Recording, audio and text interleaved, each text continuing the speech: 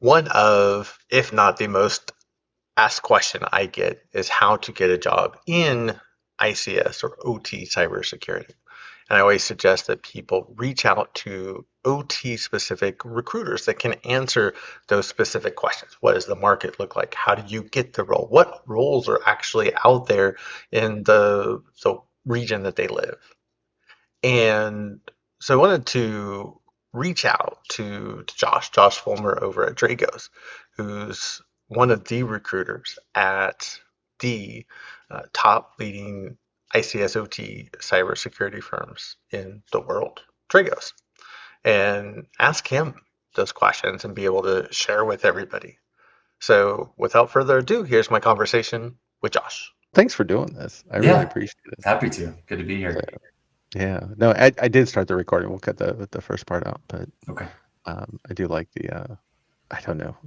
I mean, you probably do a bunch of these, and I always hate when you get on there and then you talk, and then and then you pretend like you weren't talking. Yeah, and you're like, all right, let's get started. Yeah, no, Right? It's just it's I all don't know. good. Yeah, then it just feels kind of fakeish, I guess. For Sure. at least for me, at least. I don't know. Maybe I read too much into it. So, but again, thanks again for doing this. I really Sure. really appreciate it. Because I mean, you've seen some of my stuff, and I've seen some of yours, and um, it's a big part of what I do is trying to help bring people into OT Yeah. or ICS cybersecurity, and then of course, helping people with their programs, and hopefully they're stronger today than they were yesterday. Yeah. But a big part of that definitely, yeah, is bringing folks in, understanding the need, and then of course there's a lot of people out there. Well, how do I get a job in OT cyber, right? Um, so I think you were the perfect person to talk to between. I know Hope what so. you focus on, yeah, right. In I actually remember when I first started actually looking at LinkedIn. It was literally 2 years ago because it was Sure. right after, or it was at the Sands ICS Summit Yeah. 2 years ago, and so we were just there last week. And so when I first started looking to post educational content, you were one of the accounts that popped up. Yeah. Cool.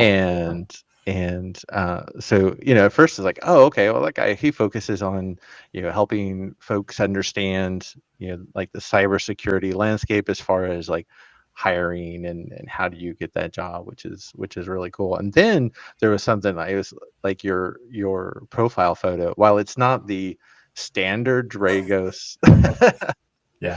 photo, I don't know, something about it, like it had still that look and feel, even Yeah. with your hat on backwards. And I was like, and then I looked and I saw, oh, you work at Dragos. Yeah. It's like I work from home. You can wear a hat. It's fine. Right. Yeah.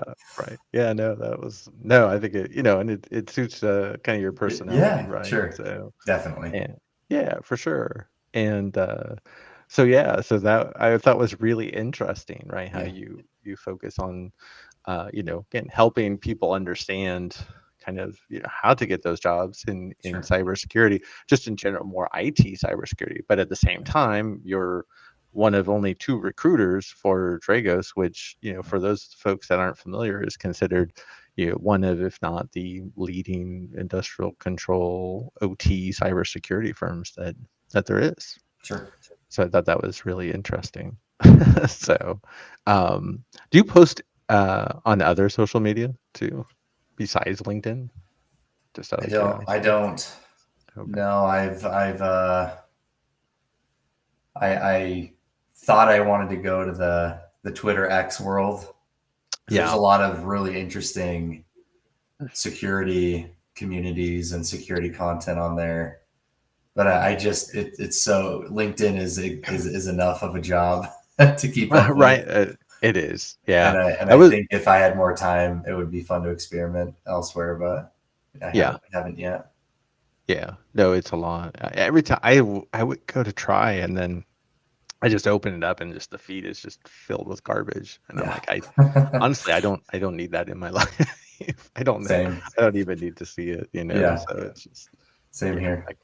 yeah, kind of leave it where it is. But Okay, I was just curious, so Yeah. um, just to see if there was something else out there that you did Not quite. that Maybe was one most day. right. Yeah, I try YouTube, and that takes up a huge amount of It time. does. Yeah.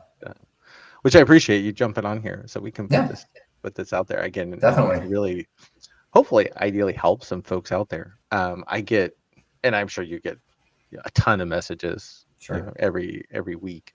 I get pretty much, a couple people a day, asking about how to get in the field and how to get started, how to get that job. But so probably before we go too far, I get off on a lot of tangents, but for All good. maybe take a step back for folks that are listening, and kind of give them an idea of your background and kind of where you've come up to this point.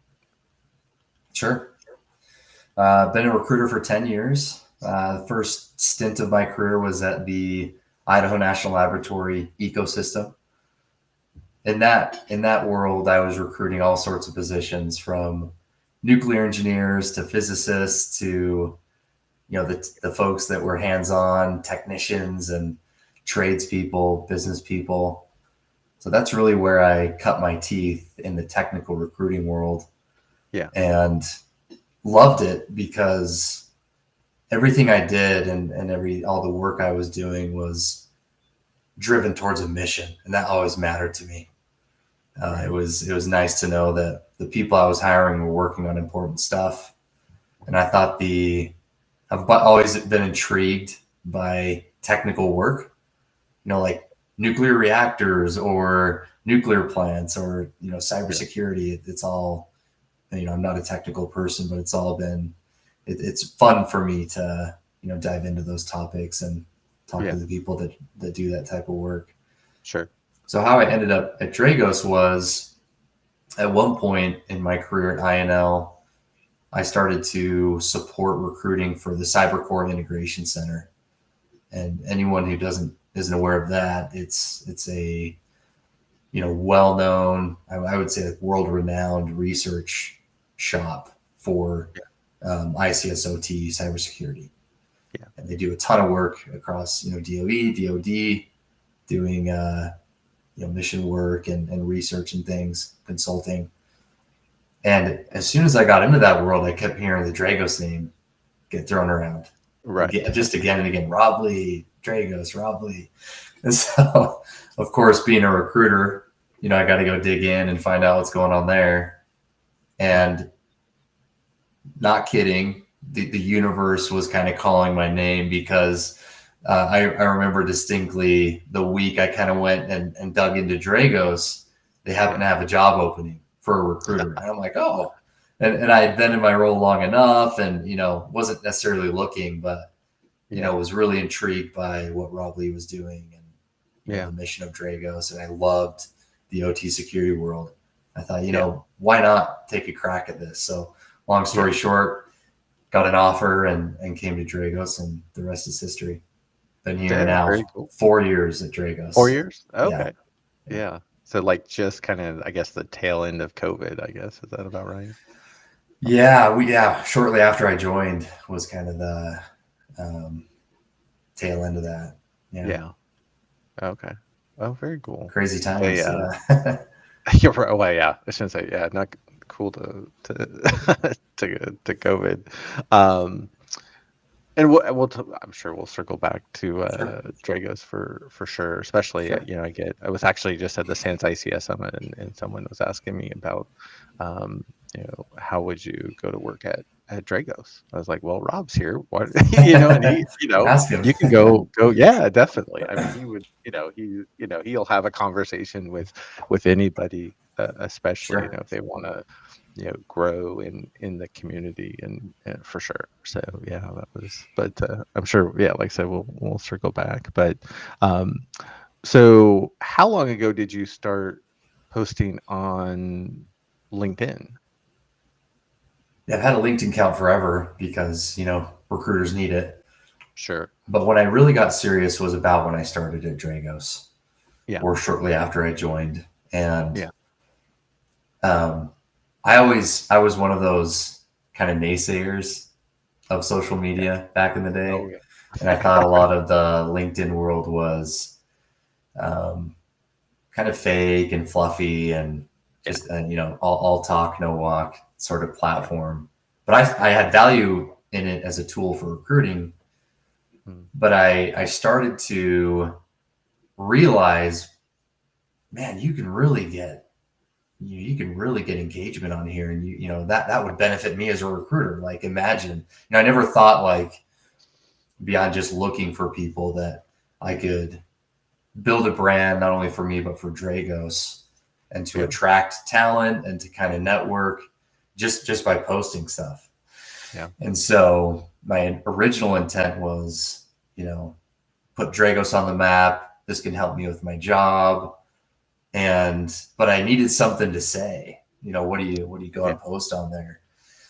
And I've always had kind of a knack for the job search world, and how Yeah. to navigate that. I'm currently a career coach with Madeline Mann. If you're aware of who she is, she's a big time career coach on LinkedIn, and so that's what I decided to do is, hey, let me just be of service, just help post kind of Yeah. job search advice or things about Dragos, my experiences at Dragos, or as a recruiter, and it kind of just took off. And Yeah.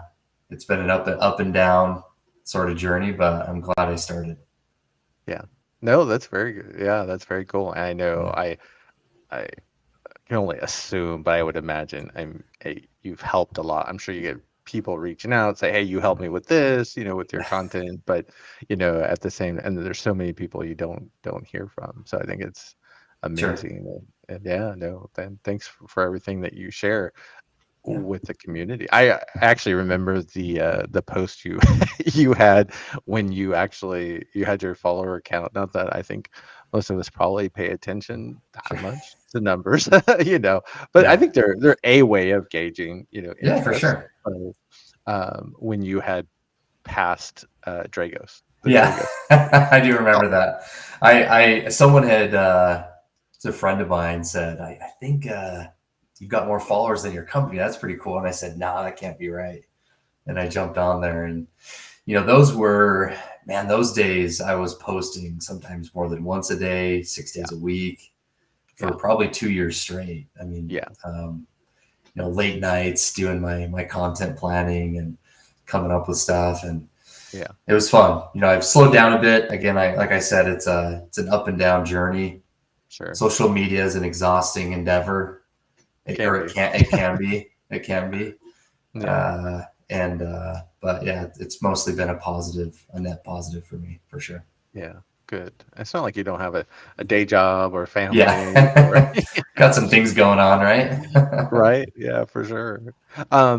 So one of the questions that I think about a lot, and I think it's a big miss for people that are either looking for a new role, or at least maybe they're in a job today and maybe they're perfectly happy with where they're at. But I always having been at two different companies where they shut their doors down like almost immediately without any warning.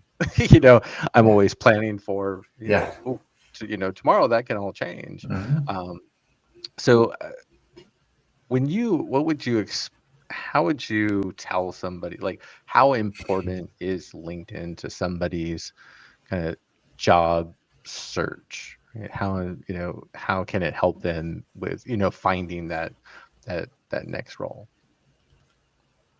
I think it's the best way, ultimately, and it depends on who you are. I think a lot of I think we oversimplify the job search. We just want that one answer. What can I do, right? And the Sure. answer is actually way more complex than we admit. And there's a massive amount of uncontrollable factors, Yeah. because you could be a rock star and do everything right, and still not succeed. And so Yeah. it's an interesting sort of a topic. But yeah, LinkedIn. I mean, that is, if I, for example, recruiters pay a lot of attention to their funnel. Where do I get candidates? And then where do Sure. I get quality candidates? That's a big question for a recruiter, because that's where they want to invest Yeah. their time and resources and energy. Yeah. And LinkedIn is the gift that keeps on giving for a recruiter. And automatically, if a candidate is out on a job search, LinkedIn is the place to go. That 99% of the time. So if anything, LinkedIn has done a good job. Really, they have a monopoly on the job marketplace, kind of the job search ecosystem. Right. And what that means as a recruiter is I'm not there looking for you. And so where should you be? Well, you should market yourself and you should be on LinkedIn, because that's, for one, where recruiters are investing a lot of their time sourcing and looking for candidates. That's where a lot of companies are paying money to get their jobs advertised, because the organic reach we get and all the resources available to us through the LinkedIn business is astounding. It's the best. It's the best tool. Yeah. Now, you got to use it the right way, and we could get into specifics, but I think ultimately it's a great foundation, a great place to start. And it's not the only place that you can kind of network or market yourself or learn. Sure. But it's the best place to search for jobs. It's the best place to network. Yeah. 100%. Yeah, it's huge. Yeah, I just get a lot of questions, for people that, want to find that next role and what they should do. And I always tell them, I'm like, LinkedIn's like one of the best places to go, even if it's someone in high school, or maybe they're in college, right? Yeah, no, set that LinkedIn profile up today, and then even start sharing, and the more you get out there and the more connections you have, it's amazing, especially no matter what field you're in. You can always reach out. You can learn from so many people on LinkedIn. Oh yeah, for I sure. know I've had multiple folks, say like, hey, I pinged Rob, on LinkedIn, and he actually replied back, and I wasn't expecting him to reply, and he will reply back for sure, So I think it's a great platform to connect people. You can learn so much, and it gets you out there, I think, from a visibility perspective, and helps all the way around for sure. So I do think that's a big miss, I think, for a lot of folks. Just, you don't have to post on LinkedIn, but just have a profile and have it, reflect who and what you are. But, probably, I would be, I guess, remiss if I didn't ask this, because, probably the most common question I get, and that you probably get, so you probably already know what's coming, but do certifications actually matter in the OT, ICS world, as far as Depends. getting a job? It depends. They don't matter at Dragos. Now we recognize the value of education, and education's hugely important. And if someone's got a bunch of SAN certs or a degree, like, that's awesome, and we'll respect that. But as a company at Dragos, we don't require formal education, and the reason is because, one, that widens our pool. Now, if you require education, now your pool shrinks, because maybe some people don't have the opportunity to get a degree, or maybe people can't afford a certification of some sort. And number two is, we live in the information age, that you do not have to go to sit down in a class now, in some cases you might need to, and in some cases that's the right thing to do. But I'm pretty shocked at what people can learn on their own, and the resources available are just crazy. But outside of the Dragos world, they do matter. And what I tell people is, it's really simple. All you have to do is go look at 50 job descriptions on LinkedIn or on a job board for your target role. And if you're seeing a consistent certification that's required, you should probably look into that. It's as simple as that. And I think I call it, like, the education space has become extremely bloated. I mean, there are institution bodies just left and right on every corner. And a lot of managers probably don't even know what school you went to. or what institution gave you that certification. They might not even Right. recognize what that certification is or what it offers. So unless they're really standard kind of industry respected certs, it might not even matter. Yeah. But really, I just start with two things. I mentioned the one strategy. Just go out there and look. Are companies requiring that thing? Well, you better go get it if they require it. Number two is what I love about LinkedIn is you can go stalk people. And I'm an expert at that. Right. You can LinkedIn stalk stalking. people. Yeah. So go stalk in a good way. people. Yeah. Go stalk people that are in your target role or that Yeah. work in your industry, and then do the same exercise. Man, I looked at 100 profiles and 70% of these folks are getting the SANS, fill in the blank certification, or they're getting this.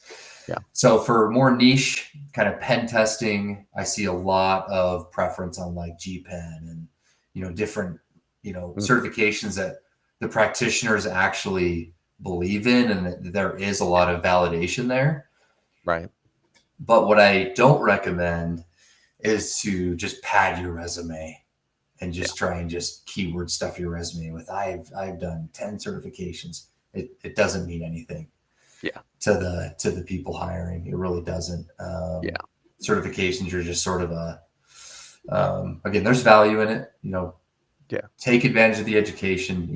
Make a genuine effort to learn from those things. But typically, it's a foot in the door. It's a requirement box that you need to check. But when a manager is at the point of making a decision amongst candidates during like interviews, that they're not saying, well, this person has more certifications, I'm going to go with this person. Right. No, it's all about what you're able to do, the value you provide, the skills you have. Yeah. So I think there's a middle ground, but just ground yourself in reality. What do companies require for your target role? What do practitioners in your space, what do they have?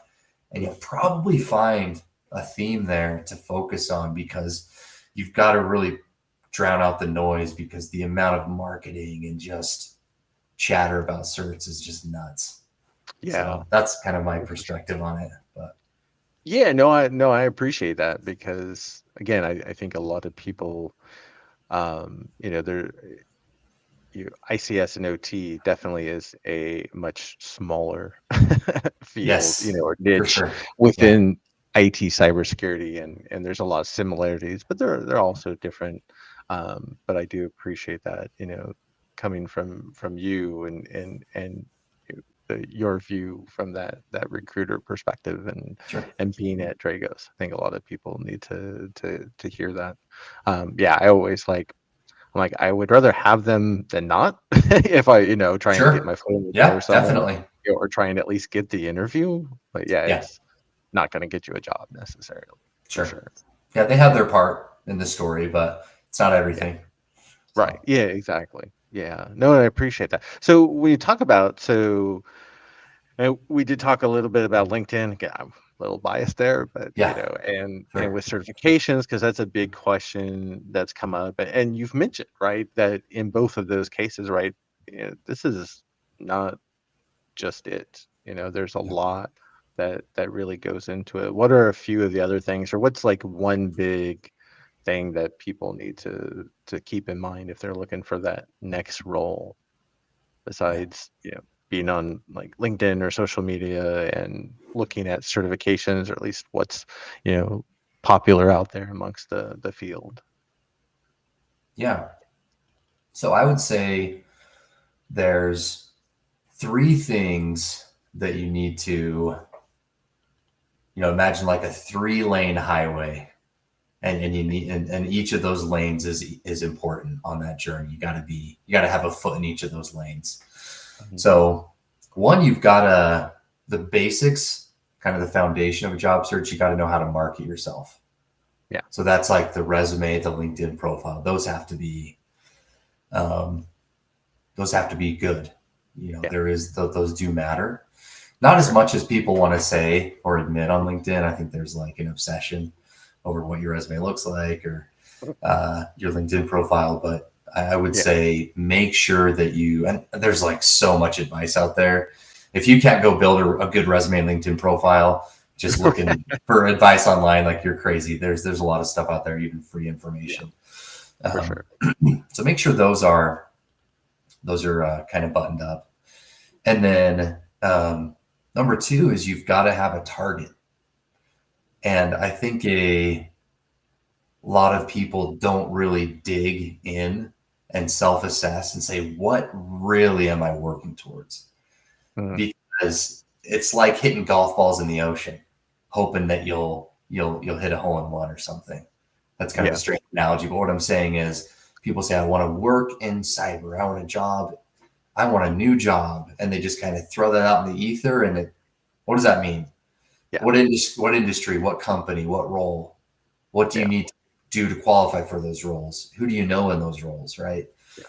And so really getting specific and because, man, the job search is hard enough. If you're just going out there, even for me, if I just said, I want to be a recruiter at a new company, that really that's not going to get me to where I need to go.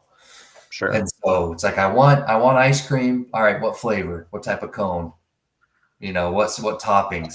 You really have to be specific there. And then the third thing is you've got to get to know people for sure. And what's amazing specifically about the OT security realm that you and I live in is you can be a part of the OT security community without having a job in it. Absolutely. And I've told that to people and they're like, oh, that's like that. There's no barrier to entry because we will welcome you with open arms. We will teach you. We will guide you. We'll be your friend. Come to our events, come to our meetups, and you can be a part of that. And that would be my play if I was to start over and go into like the technical world in OT. Yeah. Man, I get really specific on the job I want, what I want to do. And then I would start getting involved in that community online or otherwise. And what that does is it opens up a ton of doors that are otherwise closed, because that's all you need is the door to open. Because as a recruiter, if someone from Dragos says, hey, Josh, I'd love you to speak to, a friend of mine, I will always say yes to that. And 99% of recruiters will say yes to that. Sure. And there's a pretty compelling story here at Dragos. Sasha Lassiter, who's a consultant for us, she has a really cool story. Are you familiar with her? She's a good friend, actually. When I met Sasha, I'm like, you wrote the book on this. I mean, she made no excuses. She went and got educated. She advocated for herself. She got involved in community. She got involved with people. She met people. And she was already like part of the team, it felt like, when we interviewed her. It's like you already are part of this kind of system and group. Yeah. So that is people are really afraid to do that. And they're afraid that they won't be accepted. They don't want to go put themselves out there. Yeah. And they feel vulnerable. They feel not capable. But I would live and die on that advice to just go join the community before you even have a job in it. Or if you've had a job in it, still a great reason. Because if anything, the cyber community is one of just those micro groups and micro communities within the larger sphere. And again, it doesn't matter where you're from, unless you live remote in the mountains, like you can find a meetup, you can go to an event, you can attend, you can get involved in those online discussions and things of that nature. So that would be my advice. Yeah. Good. I'm glad you mentioned that, because that's definitely one of the things that I preach a lot about. Yeah. Because that was actually when I first moved to Greenville, South Carolina. I started the ISSA chapter, which is for IT cybersecurity here, because it can help connect people with jobs. And then we started B-Sides Greenville here, and then we had besides ICS this year, and it's really It's when great. people come together, like you mentioned, the ICS OT cybersecurity community is made up of incredible, amazing people that Yeah.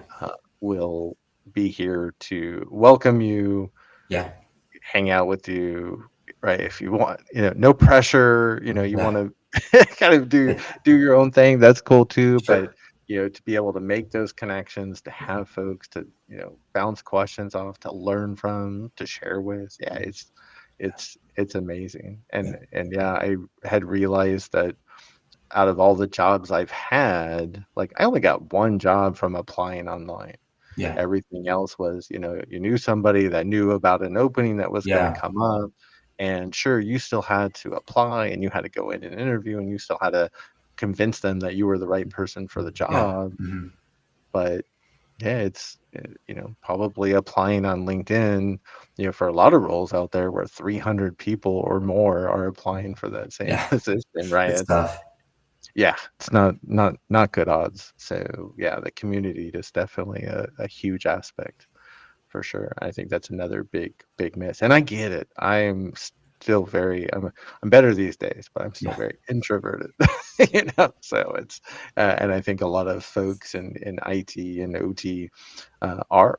Yeah. So I get it, to put yourself out there is hard, but again it's and the IT cybersecurity community is large, and there's a lot of great people in it as well. But there's nothing like the OT ICS Yeah. cyber community for And once sure. assuming we're talking about like entry level people or career transition people, what's really interesting as well is once you become a professional, there are working groups and, um, take like our threat hunters or intelligence people. Uh, Yeah, where do you get your intel? Well, they yeah, know people in intel, or right. we've got our data from all these resources and things and Yeah, our own information. But our folks lean on their own little communities and kind of bounce things off. And so there's just that's what I love about cyber, and I never want to leave, is just there's this community vibe that just yeah, doesn't exist in other industries. And so yeah, don't take that for granted. Even if it's a few people, like in my own case, I stay in touch with some former teammates, some people in industry that are in recruiting, yeah, because I get a lot of value from hearing from them and yeah, taking advice from them and getting their thoughts on things. And if you yeah, kind of stay in your own bubble, you're missing out big yeah, time. yeah, for Yeah. sure. Yeah, yeah, definitely. And that's why I love LinkedIn Yeah. and YouTube, social media. I mean, It's it's big yeah, it just you connect with so many people that are out there. Yeah, for for sure. sure. Yeah. Well, yeah, no, I appreciate that. Sure. Um, Kind of switch a little bit, Sure. kind of side topic. Because it's another one of those questions I get asked a lot. So especially for folks that want to get into OT Yeah. cyber, or they're in OT cyber, but they're looking at switching things up, getting a new role. So a lot of times people are asking, you know, and I don't know how. I'll just ask. I'm sure you'll have a good idea. Is um, what are the areas in OT? Like, what are the different sectors and types of companies that are really hiring OT roles right now? Because I think a lot of people, they think, oh, like here, like we live in the Carolinas, right? There's Hmm. a million manufacturers, right? You just turn Yeah. around and you see, a dozen. The problem is most of those environments, like they're pretty small, maybe medium-sized Hmm. environments. They don't have resources, for Yeah. OT Hmm. cyber team members. Yep. So what are the sectors out there, types of companies and in different sectors that are actually actively hiring, in 2025? Yeah. So I only recruit for Dragos. So I don't always. It's hard to answer that question because I That's don't kind of necessarily. why I But asked it. I can give you my thoughts on like where you could work. Now I couldn't say like, oh, these companies are are hiring a ton right now. But so there's government, there's asset owners, and then there's vendors. And I kind of in my own head kind of put folks into those boxes. Sure. So and this is where I see folks come through Dragos, is they come from one of those worlds, essentially, right? Yeah. And speaking about OT specifically, so in government's not going to be an option unless you are really wanting to do that. Your early career, you've got a plan to go do it, but you can go in and be a cyber officer and get involved in OT missions. That's, for someone younger or someone that's interested in that career path, that's definitely, I mean, look at the founders of Dragos, look at a ton of our staff. They're ex-Air Force, ex-NSA, three-letter agency.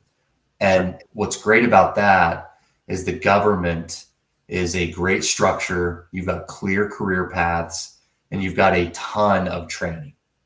They will send you to training wherever you need to be.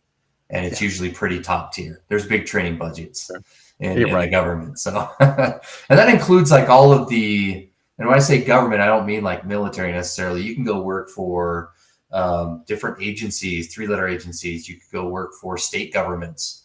You could go work for government contractors that do specific type of work. And so that realm, I think, is important. Now, you had hinted at like manufacturers or like what we call asset owner companies. So oil and gas, electric, manufacturing. So it's actually going in and working in the OT world, in the operations world. That is an option too. Now that I'm less familiar with because I have a government and I have a vendor background. So I've never went and worked for a gas company or a power utility or a manufacturing plant. But those companies are everywhere. OT is everywhere. So whether it's pharmaceuticals, a food and beverage company, like any industrial company, and it doesn't even matter if a lot of these companies don't even have like a ton of OT security budget. They might not have an OT security program that's mature. They might not be hiring a ton of OT specific people. But what I often see is you go in as like an IT analyst or a vulnerability analyst on the IT enterprise side, and then you kind of get involved in OT adjacently, being at those type of companies, and you can cut your teeth in that way. Then the other is the vendor world. So these are the cybersecurity companies you're familiar with: CrowdStrike, Dragos, Nozomi, Clarity, Tenable, Forescout. That there's a number of them. So these are the companies that are providing technology and services to the OT world. And so it'd be like coming to work for me or coming to work for a Dragos competitor or what have you. And that is a different approach because it totally depends on your background and your career level and kind of what you want to do, depending on the success you'll have in the vendor world. But a lot of companies in my world hire experienced people. That's just how it is. And there's unless you're like a behemoth like Microsoft or pretty large company with like internship programs and early career programs and things like that, a lot of who we hire, majority are kind of experienced people and across all disciplines. But you could go just look, hey, what companies offer like OT security tools or services? And there's a lot of them. There's companies like Dragos, there's like big four firms that do OT kind of consulting and stuff. And so those we call like system integrators. And you go in and you consult on tech stack and compliance and different things like that. And so you get to see lots of different industrial environments and things. So I'd say, like, again, to reiterate, like government service of some sort, going to work for the operations communities, the asset owner communities, or go work for a vendor or take your hand and try all three. It's up to the individual, but what I think will determine success, just going back to the previous conversation, is getting to know people in those spaces. So again, like if I want to go work at, you know, in the asset owner community, who do I know locally within an hour's drive? Excuse me, an hour's drive. Is there some sort of meetup, or are there folks locally that I can reach out to, even on LinkedIn or whatever, and get to Yeah. know them and ask them questions? And then you just Yeah. start opening all these doors, and then before you know it, you've got a network, you've got connections, you've got people you can reach out to. Yeah. Yeah, for sure. Yeah. I can only second, yeah, the connections just, Yeah. it really is I think the big game changer that a lot of people really, really miss out on, for sure. Yeah. So you did talk a lot about, especially like at Dragos, hiring experienced folks. And of course, one of the other big questions, out there that people ask is, well, how do I get experience, right, to where somebody would hire me, right? So Yeah. what are your big suggestions for folks that want to get experience in OT cyber, but don't know where to start? Yeah, another tough question to answer, because if you talk to any kind of OT security professional, their journey to where they are is all different. Yeah. It's completely different. And so what determines your success is just going to depend on your situation. So again, this is going back to, there's different strategies for different people. If you are kind of a young person, early career, you're just going out there and building like a professional life, that's one situation. The other I often see is career transition, where you've had maybe a decade of experience doing something else, and then you want to make that switch. So I will say, I think some beef I have with LinkedIn is a lot of the chatter that goes on is we make it seem like there's a lot of charlatans that say, like, you can do it, and here you just have to do these things. Right. But I am like, it's going to be really hard. Yeah. It's going to be really hard, especially in this job market.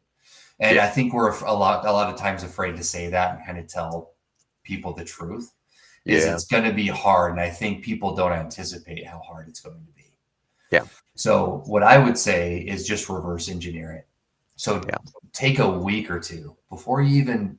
I think a lot of times we start the job search before we know where we're going, or we make all this effort and we get exhausted because we don't really have a strategy, right? And so create a vision for yourself, number one. Yeah. And here's just a little test for people to do at home, is go listen to 10 podcasts or read 20 articles. Just go research the OT security world for a couple weeks, maybe a month. I don't know. If you've got the time, spend the time. Yeah. And what I find is if you do that enough, you will start to gravitate towards a particular topic. That's really interesting. I would love to try that. Or you'll find yourself researching and going down rabbit holes. Oh, this is really cool. Yeah. And pick a topic. I'm just kind of throwing that out there. And so now you've got like the first ingredient to your vision is, oh, I have an interest in something, or I have an area where I think I could do well, right? And then it's going and deciding what it is I have to do to qualify for that type of position. Yeah. And again, there's two exercises here. If you're early career, go try and research what junior people have made it at those companies or in these positions, and what did their path look like, or can I speak to those people? Career transitioners, same thing, is go look at, go do your research on, hey, this is kind of the role I think I want. This is where I want to be, the companies I want to work at. Is there anyone there that kind of had a similar background? How did they get there? Is there any information I can glean off of that? Yeah. And so really it's just reverse engineering and seeing, what do these companies ask for? What experience can I go get, whether that's formal education or not? Yeah. Again, I go back to Sasha. She was involved in all sorts of research and stuff just because she wanted to. You don't have to be an expert, by the way, to write a blog or a white paper to post on LinkedIn. You'll probably get more attention if you're an expert, but Don't be afraid to just go and contribute. So that's the last thing um, is contribute and get involved with the people in that community. I keep going back to that, but it's so important. It really is. And decide, what do I need to do? So you're running a marathon. What do I need to do to train for a marathon? I need to run it in this time. Oh, I need to Yeah. eat this diet. I need to run this many. It's the same thing for a job search. You need Right. to just reverse. Okay, people in this job have this knowledge. They have these skills. Yeah. How do I get those? What's the Yeah. best way? And it might be formal education, it might be not. Then it's Yeah. going and chasing that. Yeah. And then it's really just making targets, right? Okay, here are the 30 companies that I think I have a good chance of working at. They hire people similar to me or with my background. They are hiring. They have hiring budgets. They're Yeah. I think I could have an interesting career there, whatever your criteria is. And then now that you have a target, I think I want this job in this industry and these companies. Yeah. Now I can go network. Now I can go reach out for informational interviews or attend events or do whatever I need to do. So, Yeah. And again, we're not like in the medical field. You just can't go get an RN and just go be a nurse tomorrow. Right. Right. It sucks, but it just doesn't work that way because people think my educations and all the things I'm doing are to turn the lights on and people are going to want me. It's like, no one knows who you are. Nobody knows who you are. Yeah. And no one is going to care until you can show it. So, how do you qualify? How do you show it without experience? That's a really hard thing to do if you don't have a clear path or a target role you want. Yeah. But again, like how much can you do on the side or at home or within your community? It can be limiting. It can be limiting what kind of technical practice and at bats you can get. But just be creative, right? And try your best. And again, I'm talking generally, but it's really so specific to the person. And it is, and there are a massive amount of factors at play. That's why it's just a really hard question to answer. But generally speaking, like start with the end in mind. Yeah. I want this type of job at these type of companies in this industry or industries. Yeah. Now I got to get to know people in those circles. Now I've got to really understand what those companies want from me. Okay. Now I've got something to work with. Yeah. And it's hard to show that on paper, like going and getting experience. But I think the networking gives you, it lessens the learning curve and it will help get you in the right doors. If you can get to know people. So. Yeah, really. I mean, and you mentioned Sasha. I mean, in community, she was already starting to want to get into OT cyber. I know she had a strong focus on wanting to help people in water and wastewater. Mm-hmm. And we had actually connected on LinkedIn.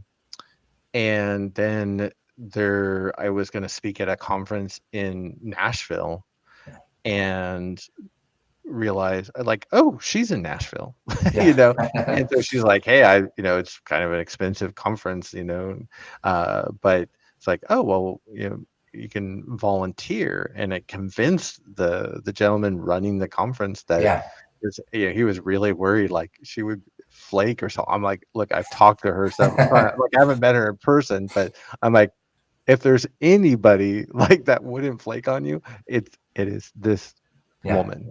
And and she volunteered. Now she is very extroverted, as you know, right? She loves everybody, and she'll be right there to give you a hug. And but she volunteered for the day. Yeah, she made friends with everybody, and there were folks from leadership at Mandiant and CISA for the region, and just all people, and again, it's just making those connections. And then it just, for her, like that was, the real start.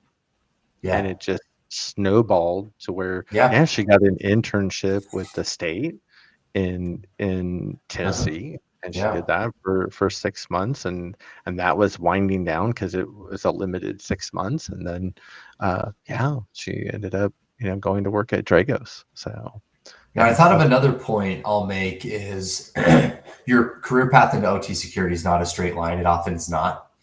So right, it's for like, sure. well, if I do these things, then I'm just going to have this job. So another thing to think about is take away the word cyber and just think, how can I just go work in operations environments? Can Mhm. I Yeah, go into the engineering or the technician side of things? Can I go be an operator?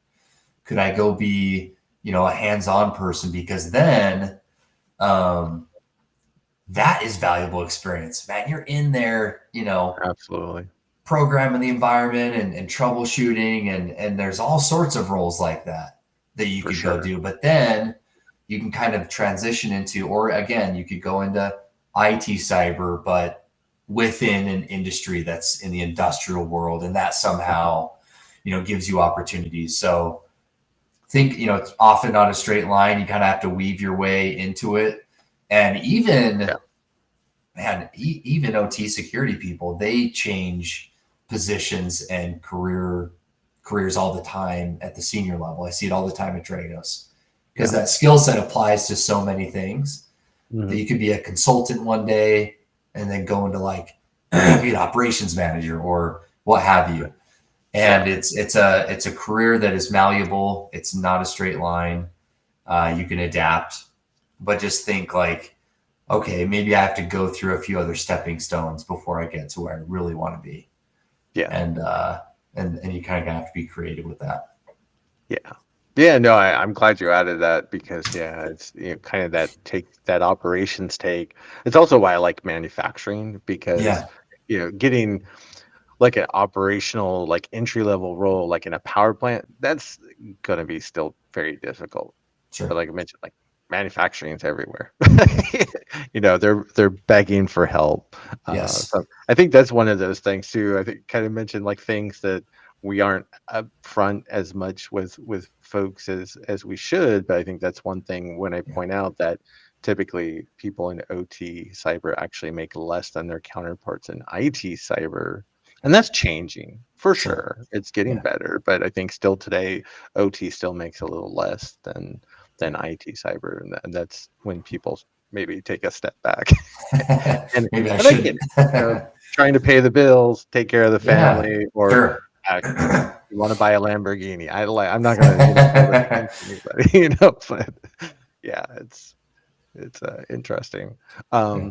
I know we're kind of winding down, but so I Sure. would definitely, I think again, a couple of the questions that come up really common, just to kind of wrap up, is, what are some of the junior roles out there in OT cyber, and what does that look like at Dragos? And kind of along with the lines, what does like the like I know there's no such thing as a common day, in the life of Yeah. somebody working at Dragos, Sure. but kind of what does the life in that junior role for like someone at Dragos look like?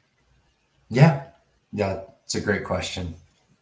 The most common, so we have hired some, we have done some internships here and there. It's not like a big program at Dragos to have interns, but there's often some needs. I see those needs in most of the engineering department. So if you're into software engineering, which is another great career path, so if you can learn to code, um, Not me, man, but yeah, man, if you can learn to code and that's your knack, that's another career path. Is you can go be a programmer somewhere in the OT world for sure. yeah, So that's one, but the other role I'll come back to is the role we've been talking about with Sasha as consultant. yeah, So Dragos has a consulting practice. We do pen testing, instant response, we do assessments, things of that nature, and it's a position that we can mentor because if you come in with a solid cyber, or preferably an OT background of some sort, right? Not these are not senior people hired at the junior level, but if you come in with a good foundation of networking and cybersecurity, we can yeah, make you into a consultant. very formal training within Dragos to get Sure. someone to learn how to do engagements and Yeah. learn our platform, learn OT. Plus, Yeah. you're in a company with a high concentration of practitioners that are always there to help you and mentor you. Yeah. And that is a common one. But on the outside world, that's still the case. You can go to a big four firm, you can go to a system integrator company, you can go to another vendor and be a junior consultant. They'll teach you, because a lot of these engagements are pretty standard off the shelf. The more experience you have, the better, but you're always under the supervision of someone more senior typically, or under a team lead or something. And that's usually a good way to go get, some junior experience out in the world. And then I would say just your generic kind of cybersecurity analyst, IT analyst, GRC compliance type folks, and that I see more commonly with the asset owner world is again, it just depends on the context and the company, but you can go work in either the IT side or the OT side as a junior person. That those positions do exist. I've hired folks with that background as well. Yeah. But yeah, I mean, it's again, I kind of have the limited perspective of someone hiring at one company. If you talk to other recruiters, they're out in industry more, they'll have different perspective. But at the end of the day, my advice would be, hey, go learn from and network with people that are just one step ahead of you. It's like, like people are probably hounding people that get those jobs because they want to learn and network, and that's a good way to do it. For sure. But otherwise, at Dragos, it's like a 500-person company. It's not huge. It's a global team. Yep. And we're often hiring at senior levels for like sales and engineering, because Dragos is a company that is growing fast. It's a startup environment, and that lends itself well to people that know what they're doing on day one. And that's often the need. But we've hired plenty of junior people. I could list a dozen of them over the years that we've brought on. But No, that's very cool. Yeah, no, I've always, just being in the field, and following what Rob's done since, probably 2014-ish, and that was, I think Dragos was born like not long after that, probably around then, right?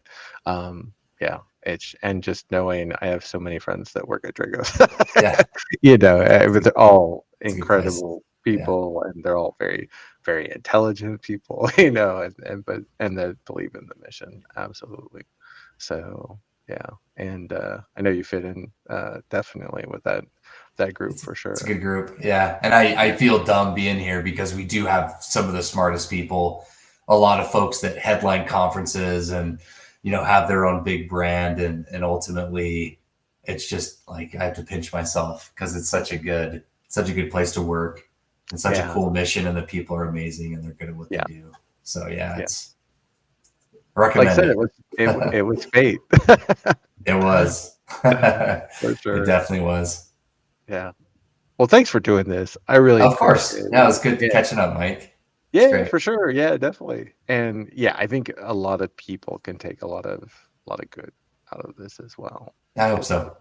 Yeah. Yeah, definitely. There's just a lot of questions out there. I know there's a lot of people that want to get into the field. I think there's more and more people every day that want to get into the field, but also, don't really know where to start. And I think there's just, and it's kind of like what you do on LinkedIn. A lot of the advice, it's not specific to OT either. It's, it can help you in, any field. So I definitely really appreciate it. So, of course. Let's do it again sometime. For sure. Definitely. Thanks, Josh. It'll be fun. Definitely. Of course, Mike. So, yeah, definitely. Yeah, we'll definitely do it again. Let me know when so do you post these as on like a website or a YouTube channel? Yeah, YouTube, if that's cool. Yeah, of course. That's great. Yeah, no, I was starting to do, I did, so I had a kind of interview with Patrick Miller at S4, and then I had the fireside chat with Rob, so I count that.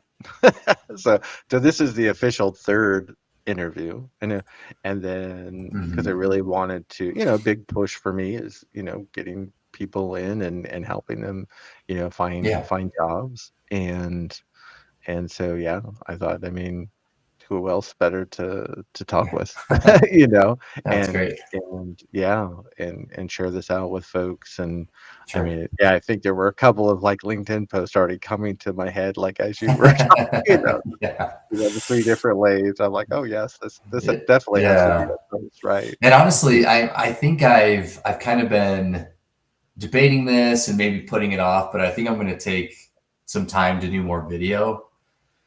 Yeah, Because like when you throw a LinkedIn post out there, it gets taken out of context. People don't understand it. People want to, fight back, or it's just like the written word is sort of a dangerous game to play on LinkedIn sometimes. And yeah, if you do a video, it's pretty organic, and there's not much to be debated. yeah. And Dragos is doing some interesting things I wanted to share.